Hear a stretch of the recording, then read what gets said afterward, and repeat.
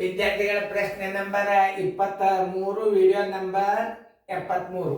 ಇಲ್ಲಿ ಪ್ರಶ್ನೆಗಳನ್ನು ಸರ್ವಸಾಧಾರಣ ಎಲ್ಲರಿಗೂ ಗುರ್ತಿರ್ತಾವ. ಗಣಿತೀವಿ. ನಾನು ಹೇಳುವಾಗ ಬೋರ್ಡ್ ಕಡೆ ಲಕ್ಷ ಕೊಟ್ಟು ನೋಡ್ಬೇಕು. ಇಲ್ಲಿ ಒಮ್ಮೆ ಗಂಟೆಗಳು ಎಷ್ಟೊತ್ತಿಗೆ ಬಾರಿಸ್ಯಾವ? 10:30ಕ್ಕೆ ಬಾರಿಸ್ಯಾವ. 10:30ಕ್ಕೆ ಬಾರಿಸ್ಯಾವ ಅಂತಂದ್ರೆ ಅವು 3 ಗಂಟೆಗಳು ಒಮ್ಮೆಗೆ ಎಷ್ಟು ಗಂಟೆಗೆ ಬಾರಿಸ್ತಾವ ಅಂದ್ರೆ ಆ ನಿಮಿಷಗಳನ್ನು ನಾವು ಲಸ ತಕ್ಕೋಬೇಕು. ಒಟ್ಟಿಗೆ ಬಾರಿಸುವ ಸಮಯ ಬರೋಬ್ಬರಿ ಏನು?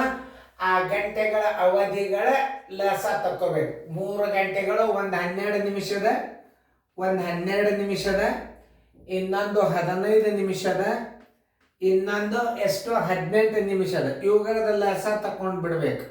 ನೋಡಿ, ಸರಿಯಾಗಿ ಲಸ ತಕ್ಕೋರಿ. 2 ಕೈ ಹೊಡಿಬೇಕು. ಮೊದಲ 2 2 6 12, 2 15 ಭಾಗ ಹೋಗೋದಿಲ್ಲ. 2 9 18, ಇನ್ನೊಂದ್ಸಲ 2 ಹೋಗ್ತದ. ಮತ್ತೆ 2 ಹೊಡೀರಿ. 2 3 6, 15 15 2 ಭಾಗ ಹೋಗೋದಿಲ್ಲ. 9 ಹೋಗೋದಿಲ್ಲ. 2 ಆದಿದ ಕ್ರಮಬದ್ಧವಾದ ಅಂಕೆ ಯಾವುದು? 3 3 1, 3 5, 3 3, ಮತ್ತೀಗ 3 ಹೊಡಿಬೇಕು. ಇನ್ನೊಂದ್ಸಲ ಹೋಗ್ತದ. 3 1 5 5, 3 1, ಆಮೇಲೆ ನೀವೇನು ಮಾಡ್ಬೇಕು? 5 ಹೊಡಿಬೇಕು. 5 1 1 1, 2 4 4 3 12, 12 60 63 ಲಸ ಬರೋಬ್ಬರಿ 2 ಗುಂಡ್ಲೆ 2 ಗುಂಡ್ಲೆ 3 ಗುಂಡ್ಲೆ 3 ಗುಂಡ್ಲೆ 5 ಬರೋಬ್ಬರಿ 2 2 4 4 3 12 12 60 180 ನಿಮಿಷಗಳು, ಸೆಕೆಂಡುಗಳು ನೋಡ್ಕೊರಿ. ಮೊದಲು ನಿಮಿಷಗಳು 180 ನಿಮಿಷ ಬರೋಬ್ಬರಿ 3 ಗಂಟೆ. ಅದನ್ನು ತಿಳ್ಕೊಬೇಕು ನೀವು.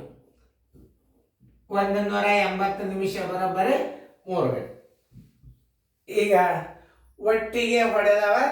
ಆಮೇಲೆ ಏನು ಕೇಳ್ಯಾನವ? ಪುನಃ ಬಾರಿಸುವ ಸಮಯ ಬರೋಬ್ಬರಿ ಪುನಃ ಬಾರಿಸುವ ಸಮಯ ಬರೋಬ್ಬರಿ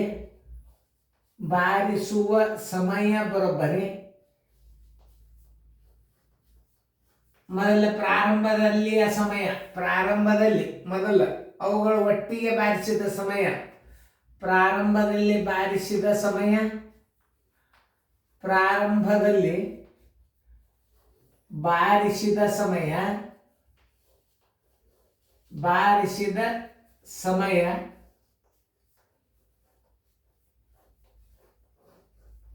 ಪ್ಲಸ್ ಮುಂದಿನ ಅವಧಿ. ಮುಂದಿನ ಅವಧಿ ಎಷ್ಟದ?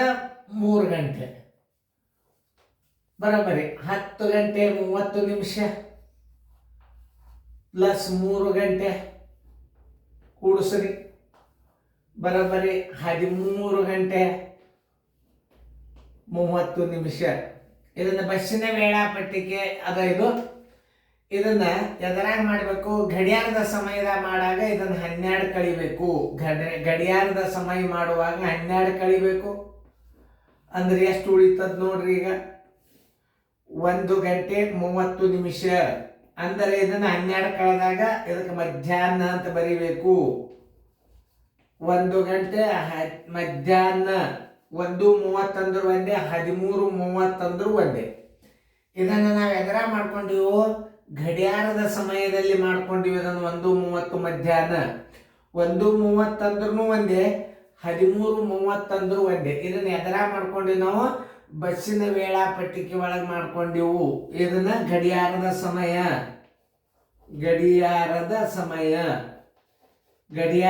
ಸಮಯ ಮಾಡ್ಕೊಂಡ್ರಿ ಅಂತಂದ್ರೆ ನಿಮಗೆ ಉತ್ತರ ಸಿಗ್ತದೆ. ಓಕೆ, ಗಡಿಯಾರದ ಸಮಯ ಮಧ್ಯಾಹ್ನ 1:30. 1:30 ಎಲ್ಲದ ಹುಡುಕ್ಯಾಡ್ರಿ. 1 ಗಂಟೆ 30 ನಿಮಿಷ ಮಧ್ಯಾಹ್ನ. ಉತ್ತರ ಸಂಖ್ಯೆ ಸಿ. ಇದು ಲಸ ತೆಗಿಬೇಕು ಯಾವಾಗಲಾದರೂ. ಇದನ್ನ ಸರಿಯಾಗಿ ನೀವು ನೋಡ್ಕೊಂಡ್ರಿ ಅಂದ್ರೆ ಮುಗಿದ. ಯಾವ ಲೆಕ್ಕಗಳು ಏನು ಮಾಡಬೇಕು? ಒಟ್ಟು ಮುಂದಿನ ಸಲ ಬಾರಿಸುವ ಸಮಯ ಅಂದ್ರೆ ಲಸ. ಆ ಗಂಟೆಗಳ ಅವಧಿಗಳ ಸೆಕೆಂಡ್ದಾಗ ಇತ್ತಂದ್ರೆ 180 ಸೆಕೆಂಡ್ ಅಂದ್ರೆ 3 ಮಿನಿಟ್ ಆಗ್ತದ. ಅದು ಇದು ನಿಮಿಷನ್ಯಾಗ ಅದ ಅಂದ್ರೆ 3 ಗಂಟೆ ಆಯ್ತು. 180 ಸೆಕೆಂಡು ಬರೋಬ್ಬರಿ 3 ನಿಮಿಷ. ಅದು ನಿಮಿಷನ್ಯಾಗ ಅದ ಅಂದ್ರೆ 3 ಗಂಟೆ ಅಂತ ಬರ್ಕೋಬೇಕು. ಇದನ್ನು 3 ನಿಮಿಷ ಬರ್ಕೋಬೇಕಂದ್ರೆ ಇವು ಸೆಕೆಂಡಿನಾಗಿದ್ದರ ಇದು ನಿಮಿಷನ್ಯಾಗದ ಗಂಟೆ ಬರ್ತದೆ. ಇವು ಸೆಕೆಂಡಿನಾಗಿದ್ದರೆ ಇಲ್ಲಿ ನಿಮಿಷ ಅಂತ ಬರ್ಕೋಬೇಕು. ಇದು ನೆನ್ಪಿಟ್ಕೊಡು. ಇದು ಸಮಯದ ಲೆಕ್ಕದ ಭಾಳ ಇಂಪಾರ್ಟೆಂಟ್. ಇದು ಲಸ ಲೆಕ್ಕಗಳು.